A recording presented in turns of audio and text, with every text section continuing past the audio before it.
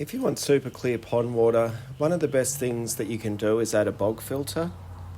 One of the best things about a bog filter is that it's super cheap and easy to construct, and you should get better results than the majority of expensive store-bought filters. If you don't already know me, my name is Kev, and the aim of my channel is to help people build and maintain ponds without spending a fortune. If that sounds like something that interests you, feel free to subscribe and check out my website, Ozponds.com. Today I want to talk about 3 common reasons why your bog filter might not be working as well as you had hoped. If you want to learn how to build a bog filter from scratch, I'll link a few different videos down in the description. So the first reason your filter might not be working as well as you had hoped is the size. Larger bodies of water require a larger bog filter. This pond has 2 rather large bog filters. This pond has a rather small filter. However, both filters are sized to the volume of water inside the ponds and the intended use of the ponds. I have different formulas that I use depending on the use of the pond.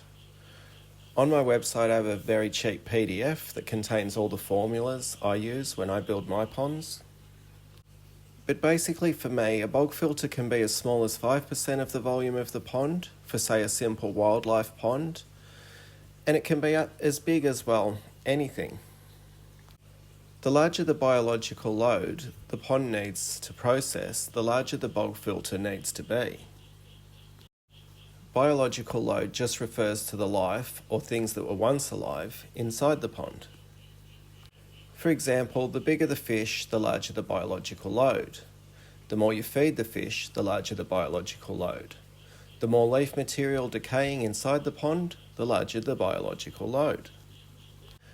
A 3,000 litre pond with very few fish that don't get fed and has very little plant material falling in won't need a bog as large as a pond with lots of fish, lots of feeding and plenty of decaying plant material.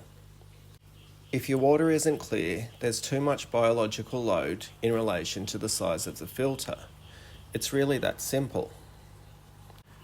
Therefore, your options are reduce the amount of fish and feeding and the amount of decaying material inside the pond, or increase the size of the bog filter. Well, there are other options like UV lights and pond additives, but if the filtration is right, they should be unnecessary. The second common reason that a bog filter isn't working as well as hoped is the flow rate through the filter. Bog filters are replicating wetlands in nature, and in a wetland the water slows down, sediments are removed, and there's lots of plants to soak up nutrients. If the water moves through too fast, these processes fail, and the relatively dirty pond water passes through the filter without much purification. Now there are types of filters that like a high flow, don't get me wrong, but to get the full benefits of a bog filter, I find we need a slower flow. I'm usually happy with the water taking anywhere from 10 minutes to an hour to pass through the filter, depending on the type of pond. To achieve this, I almost always will size the pump at about 6 times the empty volume of the bog filter. For example, a 100 litre bog filter would have a 600 litre pump. Now I know everyone asks, well, what about the rock and pebble that will decrease the water volume inside the bog? And yes, it will. But you'll also experience some decrease in the pumping volume of the pump due to pumping the water up to the bog.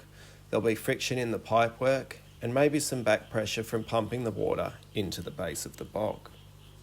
So 6 times the empty volume of the filter is a number I find consistently works for me. I also like to use incredibly energy efficient variable speed pumps so that I can also play around with the flow rates to find the optimal flow that is good for the pond and saves me on energy costs. You can find the pumps I like to use on my website, Ozponds.com. The third common issue I see people get wrong is design. There's loads of options when it comes to bog filter design. Obviously the way I do it is the best. Just kidding. But if you are trying to replicate a design, then do it the same as the person you're copying. At least in the beginning, once you build up a knowledge base and experience with filtering water, then you should absolutely experiment and tinker and work out what's perfect for your pond. I get lots of emails from people asking me how to lay a David Pagan Butler regeneration zone for a swim pond, or people asking me how far apart to drill the holes in a Nelson water garden style manifold bog filter. These aren't the way I build my bogs, so I'm not 100% sure. If you're building a bog based on their recommendations, that's what you should follow. Like I said, there's lots of different ways to construct a bog filter, and those are just 2 examples. So I think if you haven't built a bog, just replicate the system that resonates with you the most. For me, a bog filter needs to be the right size, needs to have the right flow, it needs to have the water move through as evenly as possible, it needs to have a way to prevent siphoning if the pump shuts off, and it needs to be super easy to clean and flush. My bog designs always have a breather pipe to prevent siphoning, and they always have an easy method to completely drain and flush the bog. I'll be sure to link a video about the breather pipe, and you can view my bog filter playlist to see all the different ways that a bog can be designed to be as easy to flush and drain as possible. It doesn't matter if the bog is above ground or below ground, we can still design it in a way that it's easy to clean. So if you have a good design, the flow rate is in the right ballpark, and the bog is sized appropriately to the volume of water and what you plan on keeping inside the pond, then achieving crystal clear water is pretty much guaranteed. And if you do it yourself, it won't cost much at all. Hopefully this video helped explain why you might not have got the results you were hoping for, and why every pond and every filter is a little bit different.